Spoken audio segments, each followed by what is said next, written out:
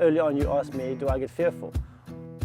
Well, I do get fearful when the waves are big because, you know, anything can happen. But actually, in answering to your question, the ocean is like life. You can go out there on a nice normal day and life is quite normal. It's very easy, and suddenly it can change in a heartbeat. It can be challenging and it can be fearful, anxiety causing, and it can give you that bit of trepidation. For us, with like-minded people, we have our faith that we cling to, that we can actually be able to work through life and say, well, you know, we cling to our faith to get us through those days. I grew up in a place called Durban on the east coast of South Africa, and while I was there, probably the age of 10, there was a big surfing competition. In those days it used to be called the Glössner 500. So we used to go down from our house to go and watch the surfing competition, and all the big names that were out on the circuit were surfing out there. We got out there and we just started watching it. I got caught up in it. So I would just jump on the train. It would be about a 45-minute train ride, get to the waves, surf, have what we used to call a chip butty afterwards, which was a bread roll and some chips and a Coke and a chocolate, and you have that from the corner shop, and you just jump back on the train and you get back home, and you know, that's how it was. Well, once I finished those younger years, I saw lots of different places in the world, and of course, wherever it was, if it was landlocked, of course, we didn't get any waves, but if there were coastal destinations, then, you know, we would always migrate to the ocean and go surfing at those different places. And when we settled here, I had my opportunity to find my niche, and that happened to be the community that we have is something we call Christian surfers, and that's just us in our little world. But then of course there are other communities that take place where people get together, they surf together, they go and have dinner together, they just, you know, they skateboard together, they hang together. You just look any day when they surf out, you'll see the guys know each other, they'll say hello to each other over the bonnet of a car or over a surfboard, over waxing a board, and just say hi, and you become recognizable. And so that community within itself of surfers and like-minded people just creates itself. When we went out earlier on, how long was I out for? Probably 20 minutes. I only caught a couple of waves.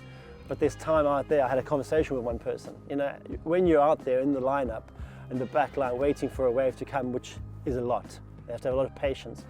You know, you have the opportunity to talk to people, and you don't want to, you know, force it upon anybody, but, you know, at the end of the day, it's a community in itself. I didn't know the guys out there, but we started chatting because we're the like-minded people. And that's an opportunity to share your faith. It's an opportunity just to have community. It's an opportunity just to chat. We just all share a common goal of enjoying the surf, whether you're a belly boarder, bodyboarder, longboarder, shortboarder.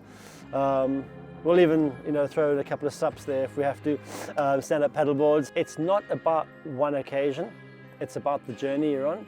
So I think that I could say, well, there was a time that I got barreled. That means when the wave covers you over, and those are exciting times. There'll be times where you have an epic wipeout and someone comes and says to you, well, that was hardcore, that wave was so big, but you didn't make it, but that's so cool anyway. For me, it's the whole journey, because when you get down to the beach, there's sort of like a process. You get ready, you look at the waves, you have a drink, you know, a cup of coffee or tea if you want to.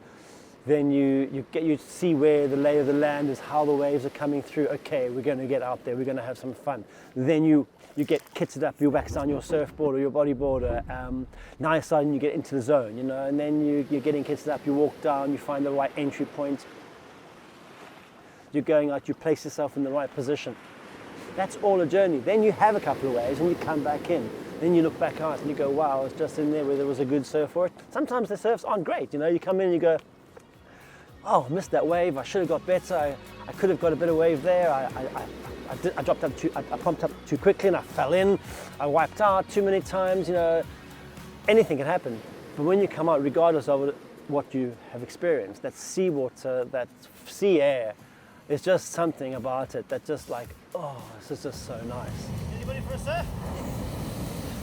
I mean, look, they say, there's a saying that a bad day surfing is better than a good day at work. You know, I mean, at the end of the day, I believe that totally. I mean, it'd be nice just to be out there. I think, as I said earlier on, the similarity between life on the sea surfing and life inside, you're going to get caught in the impact zone sometimes. You're going to have challenging times. You're going to be in those places where every day you're just being hit by wave after wave.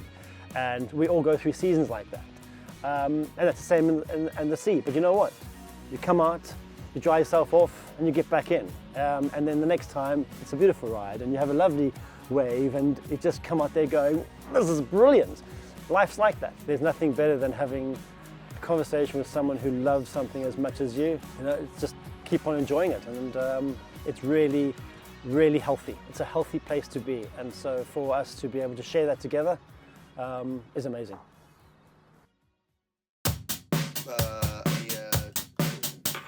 Sitting in a dream, talking about